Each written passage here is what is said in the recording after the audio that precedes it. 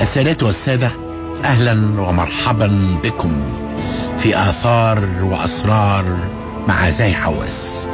فرعون لقب أم اسم علم؟ موضوع ناس كتير بتتكلم فيه، حتى ان في رواية اعتقد طلعت بتتكلم عن ان فرعون موسى كان اسمه فرعون. لكن الدكتور مصطفى وزيري امين عام مجلس الاعلى للاثار عمل بحث بيدور حول فرعون موسى، او فرعون ليس لقبا وانما هو اسم علم، ويشير الى ان هذا الاسم لم يذكر منسوبا سواء للمصريين او لمصر، وزاد انه لم توجد آية واحدة في كتاب الله الكريم تقول انه فرعون مصر، مثلما نجد في مواضع اخرى ذكر عزيز مصر وملك مصر.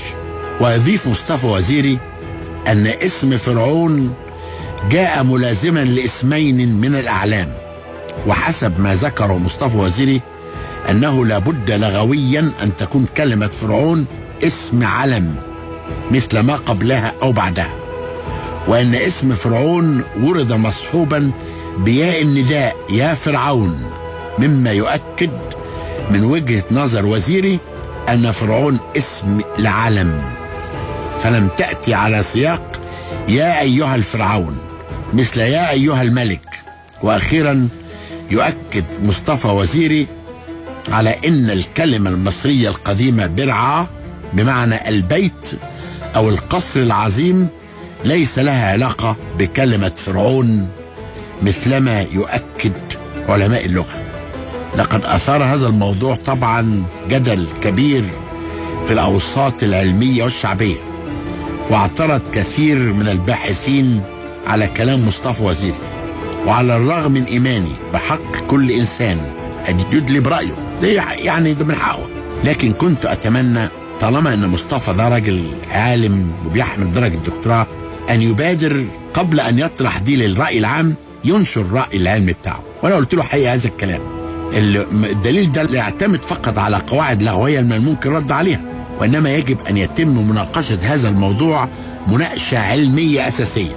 مصطفى وزيري بقى نفى ان يكون طبعا فرعون ده مصري، وانما في اعتقاده ان ده هكسوسي، يعني ده ملك من ملوك الهكسوس، هكذا دون اي دليل اثري. وهنا مكمن الخطأ ان يكون لدى الباحث فكرة مسبقة بيحاول بشتى الطرق اثباتها وتبريرها حتى ولو باضعف الاسانيد. وقد ذكرت قبل كده ان لدينا قوائم باسماء ملوك الهكسوس، ولدينا بعض من حفظ لنا من اثرهم، وليس هناك اي دليل يشير الى وجود ملك اسمه فرعون. الموضوع بقى اشتقاق كلمة فرعون عن طريق علماء اجلاء على رأسهم عبد العزيز صالح علامة الآثار المصرية، بيقول ان لقب فرعون مشتق من برعا بمعنى المنزل او القصر العظيم، ثم تحول الى فرعو في اللغة العبرية، ثم اضيفت اليه النون في اللغة العربية. وهذا اللقب موجود لدينا منذ الدولة القديمة ضمن ألقاب الموظفين مثل مفتش القصر العظيم ومدير القصر العظيم وكاتب القصر العظيم وطبيب القصر العظيم، وهكذا في دلالة على الموظفين الملكيين. والتحول الذي حدث في الدولة الحديثة هو أن كلمة برعا أو فرعون أصبحت تشير إلى الملك نفسه، فيقال خرج برعا وانتصر.